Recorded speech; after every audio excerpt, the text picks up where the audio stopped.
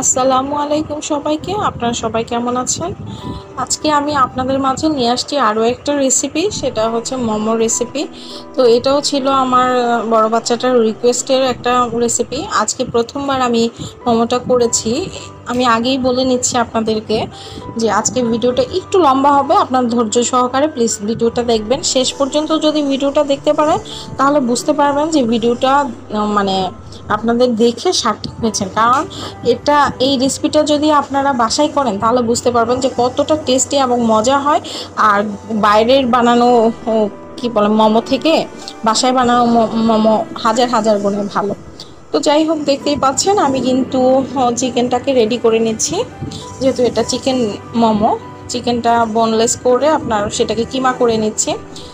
এই তো দেখতেই পাচ্ছেন কিমা হয়ে গেছে। এখন এখানে আমি পেঁয়াজ কুচি, কাঁচামরিচ কুচি আর সামান্য একটু আলু কুচি দিয়েছি, আদা বাটা, রসুন বাটা, তারপরে লবণ পরিমাণ মতো, সব কিছু পরিমাণ মতো দিতে হবে। এখানে একটু চটপটি মশলা দিয়েছি, আপনার দিয়েছি ম্যাজিক মশলা, তারপরে দিয়েছি আপনার জিরা ফাঁকি, ধনিয়া ফাঁকি, সামান্য পরিমাণে দিয়েছিলাম পাঁচফোড়ন ফাঁকি, আর হচ্ছে আপনার এখানে দিয়েছি ভিনেগার, যেটাকে সিরকা বলি আমরা। তো যাই হোক, দেখতেই পাচ্ছেন এখন এটাকে ভালোভাবে একটু মিক্সড করে নিতে হবে একসাথে। আমি এই পর্যায়ে ভালোভাবে মিক্সড করে নিচ্ছি। একটু ধৈর্য সহকারে আপনার ভিডিওটা দেখবেন প্লিজ। একটু টমেটো সস দিয়েছি স্বাদ বৃদ্ধি করার জন্য, সামান্য একটু চিনিও দিয়েছিলাম, সেটা স্কিপ হয়ে গিয়েছে, ভিডিওতে ধারণ করা যায়নি, মনে ছিল না। এখন এই পর্যায়ে আমি ময়দার ডোটা করে নিচ্ছি।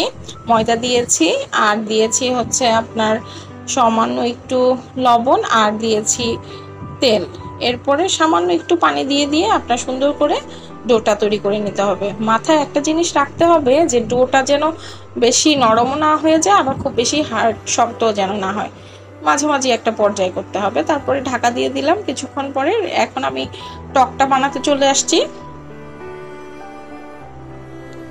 তো দেখতেই পাচ্ছেন তেঁতুলের টক বানাচ্ছি মোমো দিয়ে খাওয়ার জন্য।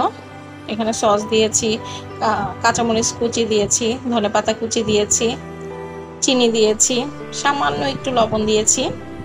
দেন চেখে দেখছিলাম যে ঠিক আছে কিনা। আমার ছেলে আবার বলছিল যে আম্মু মজা হয়েছে, আবার একটু লেবুও চিপড়িয়ে দিলাম। এটা হলো তেঁতুলের টকটা।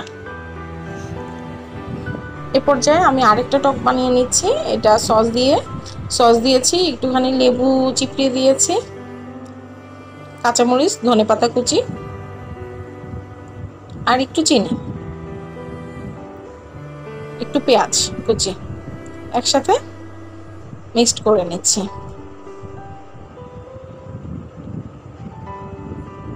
এবার আমি ঢেকে রাখা ডোটা বের করলাম। ডোটা দিয়ে আমি কিভাবে মোমোটা বানাচ্ছি সেটাই দেখতে থাকেন।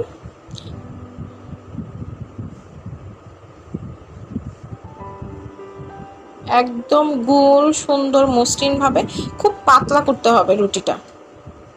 মোমোর রুটিটা আপনার খুবই পাতলা করতে হবে। ভিতরে আপনার পুরটা দিয়ে দিয়েছি। এ পর্যায়ে সাইডে একটুখানি পানি দিয়েছিলাম যেন খুলে না যায়। তো আমি তো মোমো শেপটা খুব ভালো একটা পারি না, যার জন্য এই ধরনের হয়েছে। তো একটা এইভাবে বানালাম, তারপরে 2-3টা বানানোর পরে দেখলাম যে ভালোই তো শেপ পাচ্ছি। তারপরে আপনার দেখতেই পাচ্ছেন কিভাবে করে নিচ্ছে। আপনার 2-3 দিন এভাবে যদি ট্রাই করেন অনেক সুন্দর শেপ দিতে পারবেন। আসলে শেপটা তো যার যার মতো করে দেয়, অনেকে অনেকভাবে। আমি আপাতত এইভাবেই দিচ্ছি, আপনারা আপনাদের মতো করে শেপ করে নেবেন। তারপরে আমি যে পাত্রে বসিয়ে দিব সেই পাত্রটাও রেডি করে নিচ্ছি। এখানে আপনার টিস্যু পেপার দিয়ে আপনার তেল মেখে দিয়েছি। তেল মাখানো মোটামুটি শেষ। তারপরে আপনার মোমোগুলো দিয়ে দিচ্ছি। তারপরে আরও একটি মোমো আপনাদেরকে দেখাচ্ছি। যে তারপরে আমি যেহেতু চুলায় বানাবো, সেহেতু আপনার চুলায় যে পাত্রে আমি বসাবো সেই পাত্রটা আগে থেকেই গরম করে পানি ফুটিয়ে রেখেছি। সেটার মধ্যে আমি ছাঁকনিটা দিয়ে দিয়েছি, ঢেকে দিয়েছি। আমার রান্না কিন্তু আলহামদুলিল্লাহ পুরোপুরি কমপ্লিট। এখন আমি আমার বাচ্চাদের সাথে সার্ভ করছি। আমার বড় বাচ্চাটার রিকোয়েস্ট, ও মোমো খুবই পছন্দ করে। তো আজকে যেহেতু প্রথম দিন বানিয়েছি, দেখি ওর মুখের এক্সপ্রেশন দেখলে আপনারা বুঝতে পারবেন। উম,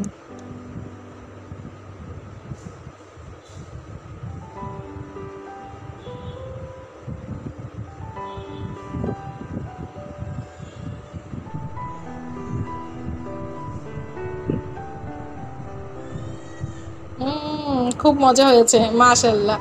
খুবই মজা হয়েছে। আপনারা দেখেন, ও পুরো মোমোটা মুখে দেওয়ার পরেই একদম ব্ল্যান্ড হয়ে গেছে, জুসি জুসি ছিল। তো আজ এই পর্যন্তই। আপনারা ভালো থাকবেন, আমাদের জন্য দোয়া করবেন।